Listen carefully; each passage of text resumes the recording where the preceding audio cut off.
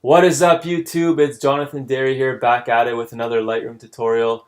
Today I'll be showing you guys how to turn your photos from looking like this into looking like this in 8 easy steps. Let's go. Cue that intro.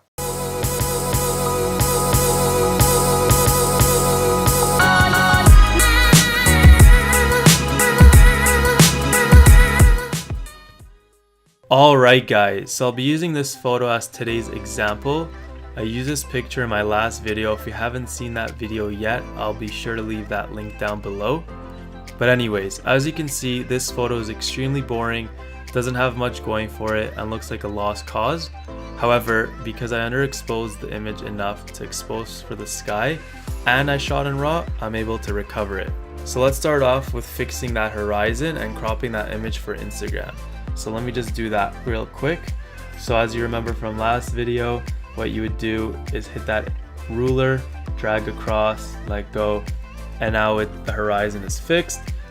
Then hit aspect 4x5, move it the way you like. I'm just going to make sure that scene tower is nice and centered, and then hit enter. So now that my image is cropped, I'm ready to begin. Alright guys, so for step 1 of the image, I'm going to quickly adjust the white balance. So I'm going to go here and hit auto. Personally, it's a little too warm for my liking, so I'm going to bring down the temperature a little bit, just about there, and then the tint just to bring out some color in the sky. Alright guys, so now for step 2, what I'm going to be doing is the basic corrections. So I'm going to lift the exposure just a little bit, increase the contrast there, lower the highlights to bring out more detail in the sky, lift the shadows so you can see the bottom half of the image better, lift up the white so the image is brighter overall, and then play with the blacks. I think I'm going to lift them just a little bit there. Alright, now for step 3, I'm going to be bringing up the clarity just a little bit. So I don't see it really affecting the sky much. So by lifting the clarity just makes the picture overall sharper. And then I'm going to lift up the vibrance just about there. I don't want to overdo it. And maybe the saturation just by a little bit. So now if I hit Y on the keyboard, you'll be able to see the slight adjustments we already made make such a big impact in the photo. Alright guys, now for step 4, I'm going to be introducing radial filters.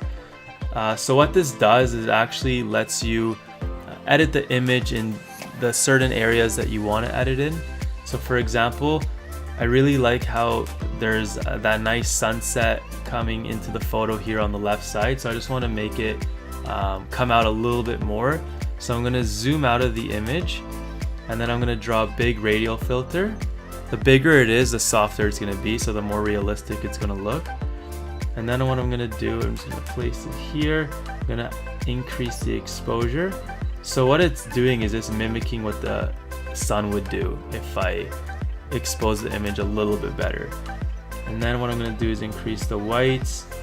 I'm going to increase the saturation here a little bit, and then make it a little bit warmer so it's a little bit more realistic. And then I'm going to add some color into it. So I'm going to go into the oranges here, not too much, maybe around there. And yeah, now we've got a nice sunset. So I'm going to hit enter. I'm also going to add a big radial filter here, make it a little bit smaller, and I'm going to reduce the clarity in the sky. I want to make it look a little bit more dreamy. Hit enter now. As well, I'm going to add some radial filters to the right side of the image. Do a little bit of dodging and burning, so I'm going to make it a little bit darker here, maybe a little cooler as well. Increase the size. Boom. So already that's making a huge difference in the image. Now what I'm going to do for step number 5 is add gradient filters. So here I'm going to make a huge gradient filter. Also, the bigger it is, the softer. Add some more exposure into the image. Maybe some whites. Enter, and then do the opposite on the other side of the image. So lower the exposure just a little bit. Hit enter. Now from here, from the top, a little bit darker, and then I'm going to make a big one here coming out from going into the right side of the image, increasing the whites, exposure just a little bit here. Maybe adding some more saturation in the image. And boom. So now if we hit Y again, you'll see that there's a massive difference in this image. I'm also going to add a little bit of a brush here on my shoe, just to make it more realistic, like the light is hitting my boots. Increase the exposure just a little bit, and there you go. Alright guys, now for step number 6, what I'm going to be doing is changing the highlights and the shadows in the split toning. What this does is makes your pictures stand out from others. So if you're trying to go for a theme on Instagram with your highlights and your shadows being different specific colors, this is where you would do it. So here I'm going to go into highlights.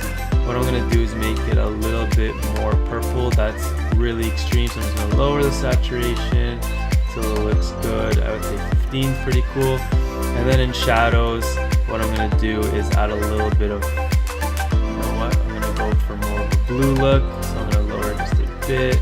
There you go. So now if we turn that off and turn it on, you'll see that the sky's a little bit more blue, kind of having a nice gradient between the blues, the purples, and the oranges there in the sky. So for step number 7, I'm going to scroll all the way down to the bottom, go to camera calibration, and what I like to do here is balance the image out. The colors it's looking a little too purple, so what I'm going to do is slide the blue primer just a bit to the left, making the sky a little bit more turquoisey blue. Maybe lower that saturation a bit. And then greens, lift them up just a bit, and then with the reds, play around and then see what you like. I think I'm going to go more for the orange side to make it look a little bit more realistic. If you turn it off here and then turn it back on, as you can see, got rid of the little more of the purple and added some blue in, but I think it looks better and more realistic. Now if you hit Y, as you can see, it is a huge difference from what we started in the beginning. I'm going to go back to fit here. And the last step here I'm going to do is add some vignetting to the image. So just slide that down to the left. I personally like the way vignette looks on images. I think it kind of brings your attention to the middle of the image where the CN Tower is. And that's it guys, 8 easy steps into making your photo looking from this boring one into this one right here, adding life into it and making it look a lot more colorful. Alright guys, that's it for today's video. Please give it a like and a comment down below. If you're interested in seeing more videos like this, please subscribe to my YouTube channel, and I'll see you guys in the next one. Peace.